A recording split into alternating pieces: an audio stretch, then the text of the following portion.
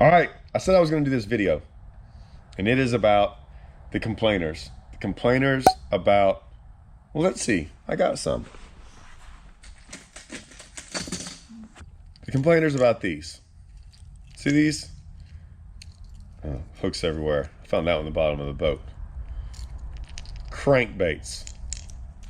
Crankbaits seem to be the worst ones. If I do a video about crankbaits, the number one comment, I wouldn't say it's, most everyone's pretty cool. Most everyone's pretty cool. But I don't know what it is, but there's going to be some guys on here going, every. I don't know if they know what every means. Every one of them means all of them, 100% of them.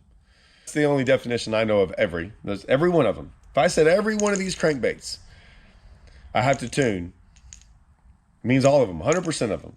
Every one of them out of the box, none of them run straight.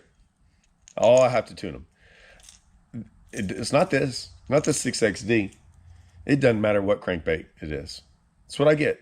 Oh, those crankbaits are good, but man, every one of them I have to tune. I'm like, there's a wall, right? There's a wall full of crankbaits over there. Okay? I get those crankbaits just like y'all get crankbaits. Okay? They don't come in Ziploc bags. Those are meant for people, right, to buy. Okay? And they're in a warehouse. And if I order some, I get them just like y'all. I just order them straight from Striking. So I get them. That's how they come. Okay? Every once in a while, I get some prototypes when we're building stuff.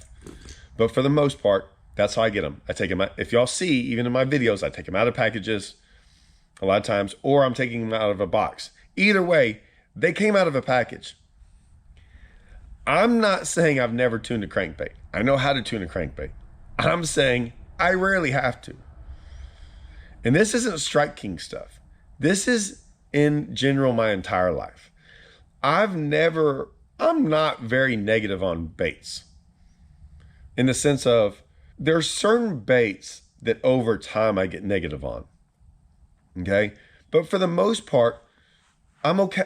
Like, I'm buying something. Back in the day when I used to, crankbaits are a little bit more expensive now. But I mean, I used to go to the 8-cent worm bar, right? And you can't do that anymore. The crankbaits I used to buy $4 to $5 when I was a kid, maybe even $3, but I think it was like $4 or $5. And then I remember buying my first Lucky Craft crankbait for it was like 14 or 20 bucks. Luckily, we went out there and caught a 6-pounder in a tournament and won that tournament and won $1,400, $1,800 bucks. And I was like, well, that was well worth that money spent on that crankbait, right? So once we had bought my buddy, my fishing partner, bought the crankbait, I tied it on. I think, man, it's been a while. And either way, we caught like a 6-pounder on Livingston. One big bass, won the tournament. And from then on, I was like, man, okay, I don't mind buying an expensive bait. Does it have to be worth it? Worth it to me is relative because I'm fishing a tournament. Now, if you're just out there fun fishing and stuff, I'd probably look at fishing a little bit different. But it kind of depends on everything, in the sense of, when you're young, you just want to catch fish, right? As you get older, sometimes you're like, man, what's it worth you to catch a fish? So some people look at guide trips and go, 5, 6, 700, 1,000, I don't know, to go do something that you can't do on your own as well or as easily. To go have a day like maybe you haven't ever had in 4 or 5 years, that's worth it. I'm starting a fish tips thing. I haven't really talked about it. I did a video. I went out there and I caught like close to 30 pounds. Caught like 50, 60 fish. And I put on, it's an 1.5 hour long video. And I talk all about, I go into this like great detail. And if you went and did what I did, I'm not saying you're going to catch 50, but you're going to probably have an eye-opening experience on the water that's like, man, this was freaking legit. And is it worth it? It might not be to you, but maybe to someone it would be. I had another video out here on top water, and me and my buddy were kind of talking about it. I don't get to go fishing with him very much. I take him fishing. He takes me hunting a little bit. My daughter already shot a deer this year with him. And I would say it's a pretty cool trade-off, right? And I asked him, I said, hey man, we smashed on that day. I said, is this worth $500? He was like, yeah. I said, okay, it is, right? Like to me, it might not be, because this is what I do for a living, but he's like, dude, this is phenomenal. It wasn't $500 for him. I was just asking him what people think is worth something. And he was like, dude, this is awesome. Like, this is an incredible day. He said, there's like 4 or 5 boats around out here not catching anything. He was like, how much would any of those guys be willing to spend from catching 2 to 3 fish today, and we're catching 50, 60 and big ones? I was like, I don't know, right? I don't know what they would want. Some of them might not want anything. They were just happy to be out there. Some guys were like, dude, I'll spend that all day long, because they want to learn or catch fish or whatever they want to do. These crankbaits are not entirely expensive. There's not a single bait out there, unless you're paying $400 for like a swim bait. They're all mass produced. You could get a bad one here and there. Chances are you're not going to get all of them bad. I've never seen any company, like, dude, no company's that bad. They'd go out of business. So like, I don't want to, when you make a comment on YouTube going, oh, I have to tune every one of them. And I'm like, I just know hundreds of fishermen. I'm friends with all of us. None of us have that problem.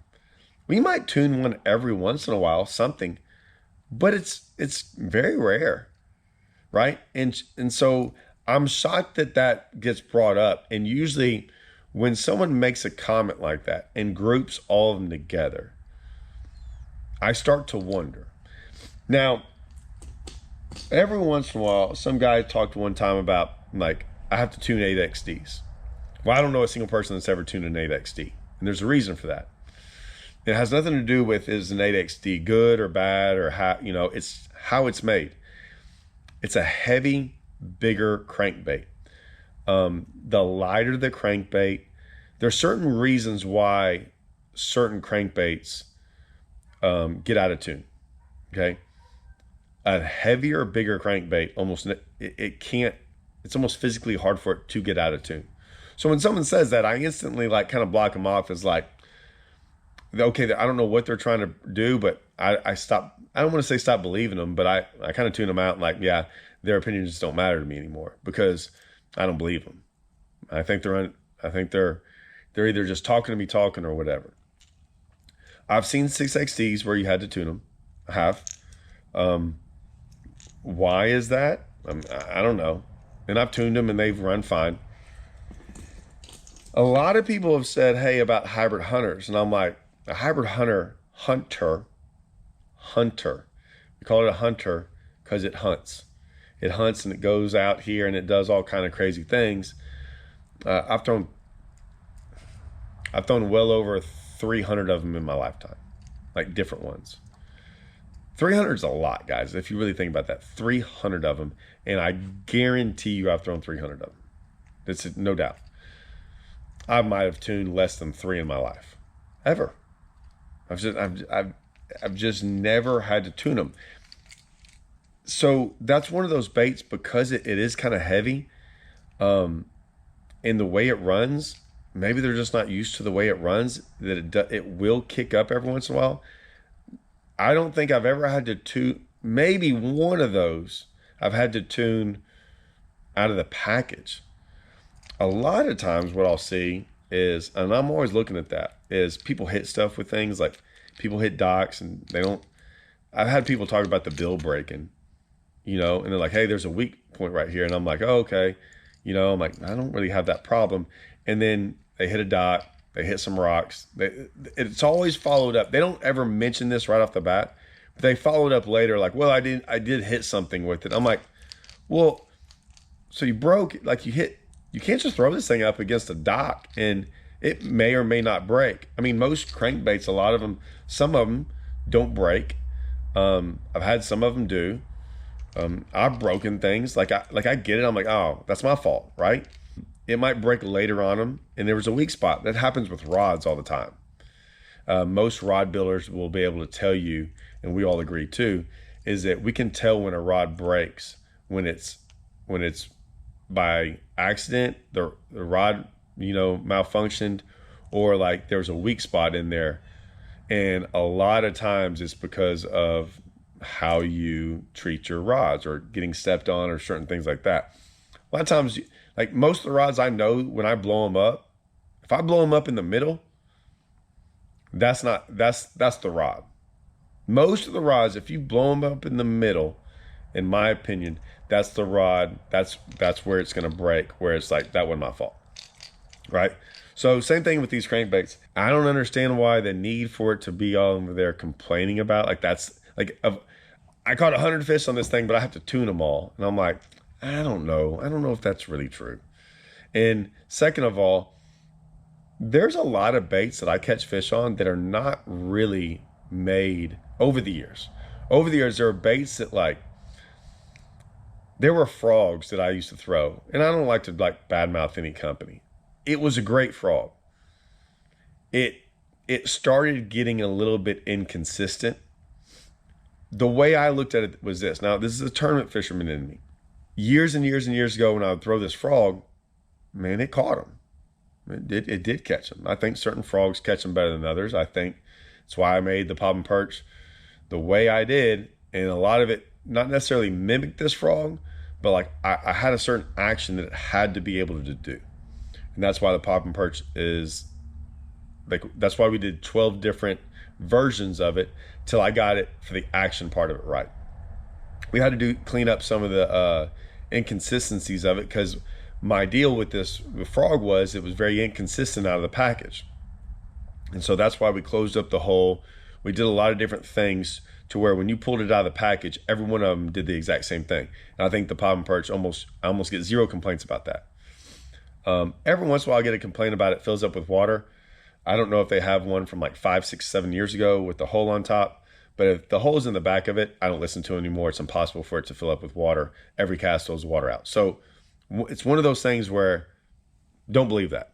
I just don't believe. You're not going to come to me and say it fills up with water if the hole's in the back behind the tail, underneath the tail, in between the tail and the weight. It's impossible. Your next cast throws water out. But either way, that frog would catch, when we were really on him, we'd catch 50, 60 a day on a frog, and we caught 5 or 6 fish on it and it tore up. Man, we took it off, tied on another one, and went to work. And we would usually go, when we were catching that many, through 3 or 4 frogs a tournament, a piece, me and my partner. So we're talking 6 minimum, 8 maximum if we're catching 40, 50 fish a day. And at $8, $9 a frog, add that up, and you're like, man, that's a lot of money. Yeah, but we caught 40 or 50, and chances are, I'm just telling you, they were big. And was it worth, let's do that real quick. Let's just say 9 times 6, $54, right? Was catching 50 fish and smashing on them and then like making a couple grand in a tournament worth $54? Absolutely. Absolutely it was. It was the best thing we could do. It didn't bother us. Like, think about it. That's $1 a fish. I mean, anyone that's thrown Cinco, soft plastics, anything like that, like you get maybe sometimes 1 fish for every one of them. And so now sometimes those frogs will last a little bit longer, maybe not, whatever. I'm just giving you an example.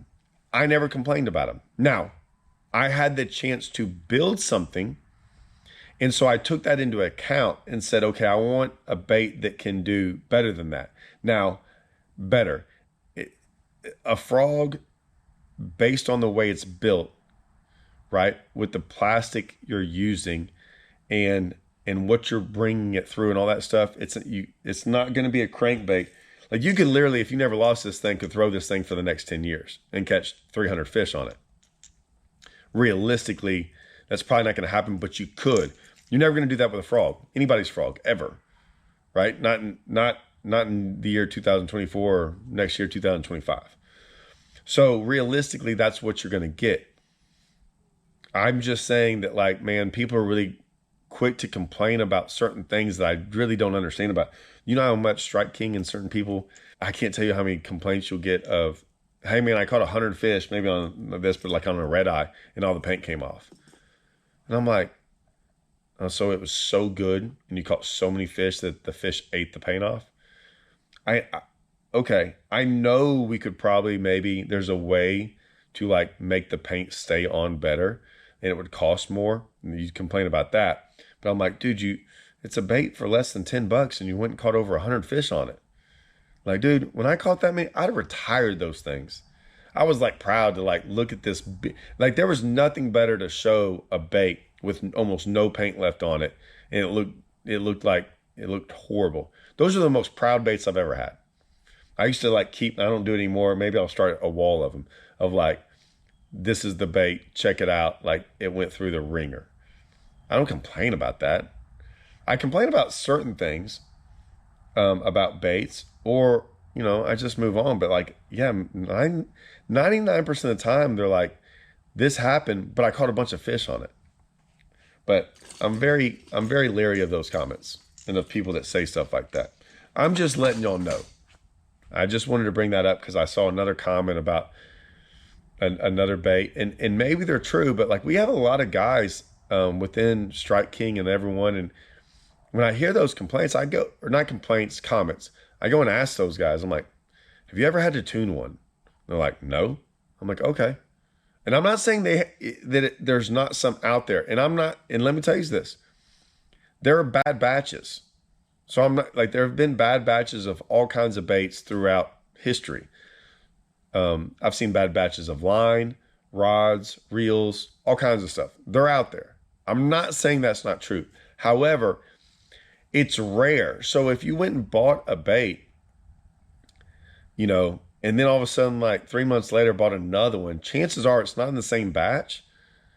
And you're like, maybe these guys are buying like 3 in their lifetime, and like, yeah, I've had to tune all 3 of them. And they bought 3 of them at the same time. And they're talking about, I don't know. I can't figure it out. But I'm just saying, something tells me that those guys just always have something to complain about. And they want their $8 crankbait to like last them till they're 80 years old and run perfect and be perfect. And there's some guys out there, man. There's some guys out there within that. I know with boats the same way. I can't tell you how many like mechanics and boat dealers I talk to. They're like, oh, they hate dealing with this guy. He's going to complain about every single screw, this, that. And I'm like, yeah, man, I know what a boat is. And I'll put it to you this way. If anyone's ever gone four-wheeling in their vehicle, like if you just had a normal vehicle that stayed on the highway, driving down the highway, and that's all you did, you were very careful with and stuff, chances are it might not break, ever. If you've ever been one of those guys like me, I used to have a Jeep in college, had bigger tires on it, and I drove it all up and down the highway and all the time. But man, when it rained and I saw some mud everywhere, somewhere, and I could go out there and go put it in the mud, I did. And every 6 months to a year, you know, rear end differential went out, or I had this go out. I had things happen to it. Probably sometimes not my fault, but sometimes probably going in, you know, 3 foot of mud, doing freaking 360s, having fun as a kid. Probably wasn't great on my Jeep at times. And so I knew that. Well, if you take this boat out there on days probably like today, 3 mile an hour wind, it's nice outside, you putter around at 40 miles an hour, and you're the guy that puts 36 hours on your boat in a year on a small lake, chances are your boat's going to look almost like the day you bought it. Me, on the other hand, and a lot of us that live in certain lakes, anyone in the Great Lakes will tell you the same thing. Anyone that lives on a Lake of the Ozarks, all the guys down here that live on Rayburn and Toledo and Livingston and Ray Roberts, Texoma. I can go on and on about these. I guarantee Okeechobee's one, Kentucky Lakes one, Pickwick, Wheeler, all these big giant lakes. You're going to get in some rough water. And you're literally going to put a boat and slam into waves for 30 and 45 minutes at a time. Just banging that. I'm just rough on it. That's four-wheeling. You're out there four-wheeling in giant big waves, right? And you're going to be like, yeah, these screws came loose or this happened. I'm like, yeah, you're out there four-wheeling. That's what happens. It's going to happen. And so you got to expect that your boat can't. Do you understand how hard it is? Like we talk about how rough it is on us. We're not even the boat. We're not even taking all the damage and the punishment. So I don't know. I don't even know what this video is about in the sense of sometimes those guys get to me because I'm just going, I don't know what you want from us, but perfection ain't going to be it. We'll try to be perfect, but it ain't going to happen, guys. Sorry. So just keep that in mind. All I'm going to say. Wait till the comments come out on this one. I don't care anymore. Y'all know I don't care. I've been doing this for too many years. Love it. I love it too much. Bring it on, Desert Dog. I'm ready. See y'all.